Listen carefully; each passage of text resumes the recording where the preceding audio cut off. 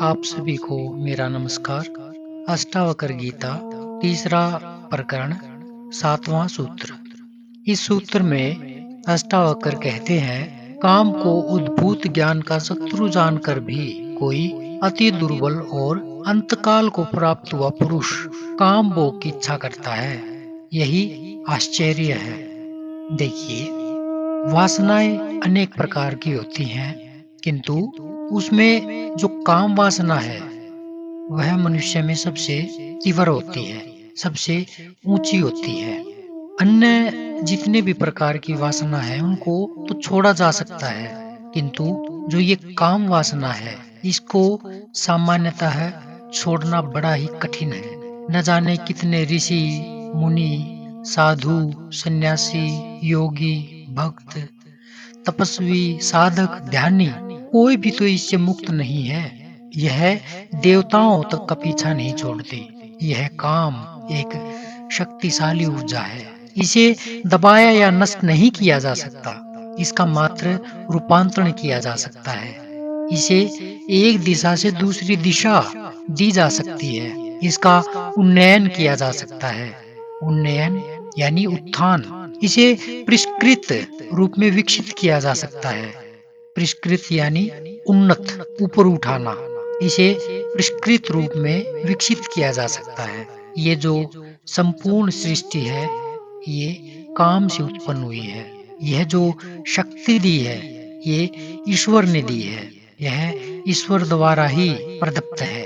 यह तुच्छ और गिरी हुई नहीं है, किंतु इसका प्रयोग अगर मात्र काम वासना के रूप में किया जाए तो यह नीची है, हेय है, गिरी हुई है।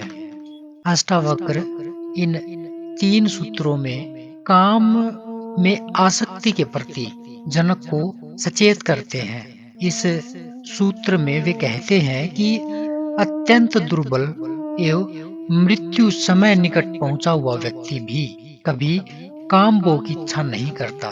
क्या कहा? अत्यंत दुर्बल व मृत्यु समय के निकट पहुंचा हुआ व्यक्ति कभी काम भोग की इच्छा नहीं करता, किंतु ऐसा व्यक्ति भी यदि इसकी इच्छा करता है तो बड़ा आश्चर्यजनक मालूम पड़ता है। इसी प्रकार यह काम उस व्यक्ति का महान शत्रु है जिसमें नया नया ज्ञान उद्भूत हुआ है, प्रकट हुआ है। क्योंकि जन्मों जन्मों से जिस काम वासना का भोग के रूप में उपयोग किया है, वह एक क्षण में आत्मज्ञान होते ही छूट कैसे सकती है? आत्मज्ञान तो एक क्षण में हो जाता है, किंतु चित्त की वृत्तियों को छोड़ने में थोड़ा समय लगता है। जब ये पूर्ण रूप से छूट जाती हैं, तभी होती है मुक्ति।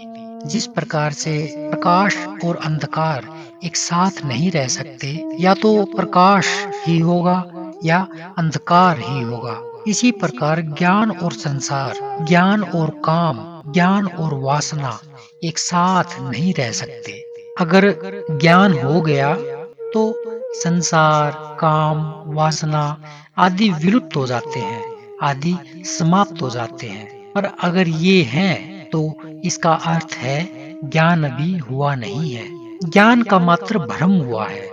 इसलिए ज्ञानी कहता है संसार माया है, मिथ्या है, भ्रम है। किंतु अज्ञानी को यह ज्ञान, ईश्वर, परमात्मा, आत्मा, ब्रह्म आदि स्वप्न, कल्पनावत, मायावत व भ्रम मालूम होते हैं। आत्मज्ञान की इसी कसौटी पर अष्टावक्र जनक को कसते हुए पूछते हैं कि तुझे आत्मज्ञान हो गया, ऐसा ज्ञात होता है, किंतु इस ज्ञान की स्थिति में तूने जान लिया कि यह काम है और उद्बुद्ध ज्ञान का शत्रु है। काम का प्रभाव तुझ पर जन्मों जन्मों से है और ज्ञान जो तुम्हें अभी हुआ है वो नया नया है। इसलिए यह काम तुझे कभी भी अपनी ओर खींच सकता है। यह जानकर भी तू काम भोग की इच्छा करता है। यही आश्चर्य है। दरअसल अष्टावक्र यह चाहते हैं कि यदि जनक काम भोग की इच्छा करता है तो उसे ज्ञान हुआ नहीं है, बल्कि भ्रांति हुई है। और इसी कसौटी पर अष्टावक्र राजा जनक को कसना चाहते हैं। तो बड़े उलझे-उलझे लेकिन बड़े साफ स्पष्ट सवाल जो है अष्टावक्र राजा जनक से कर रहे हैं। अगले सूत्र में फिर मिलेंगे, तब तक के लिए नमस्कार।